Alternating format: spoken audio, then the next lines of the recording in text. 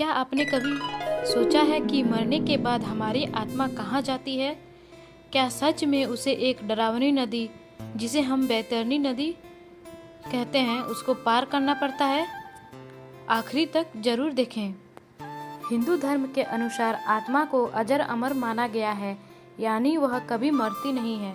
क्या होता है मृत्यु के बाद, चलिए जानते हैं। शरीर नष्ट हो जाता है, लेकिन आत्मा जीवित रहती है।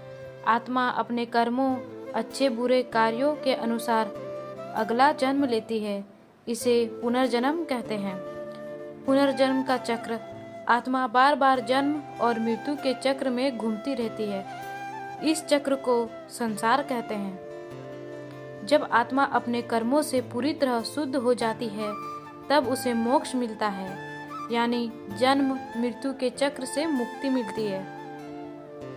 मोक्ष में आत्मा परमात्मा में विलीन हो जाती है। गरुड़ पुराण के अनुसार, हिंदू ग्रंथ गरुड़ पुराण में मृत्यु के बाद की यात्रा का वर्णन है।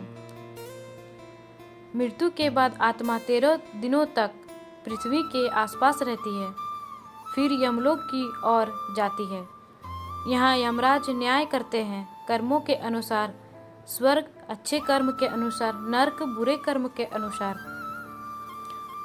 बौद्ध धर्म आत्मा को स्थायी नहीं मानता।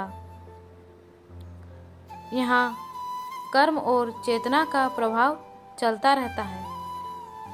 मृत्यु के बाद नई चेतना जन्म लेती है, यह भी कर्मों पर निर्भर करती है। अंतिम लक्ष्य निर्वाण है, जहाँ दुख और जन्म मृत्यु का अंत होती है।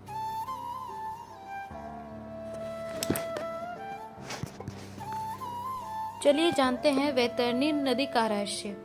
मृत्यु के बाद की यात्रा। कहा जाता है कि मृत्यु के बाद आत्मा को वैतरणी नदी पार करनी पड़ती है। यह नदी पाप और कर्मों का प्रतीक मानी जाती है। नदी का स्वरूप, यह कोई सामान्य नदी नहीं, इसे खून, आग और गंदगी से भरी भयानक नदी बताया गया है। पापी लोगों के लिए इसे पार करना बहुत ही कठिन होता है। चलिए जानते हैं गाय का महत्व। मान्यता है कि जिसने जीवन में गाय दान यानी गोदान किया हो, उसे इस नदी को पार करने में मदद मिलती है। नदी पार करने के बाद आत्मा यमराज के दरबार में जाती है, जहां उसके कर्मों के हिसाब से सजा तय की जाती है। हर हर महादेव। वीडियो अच्छा लगा तो लाइक एंड सब्सक्राइब जरूर करें। दूसरे वीडियो के लिए कमेंट करें।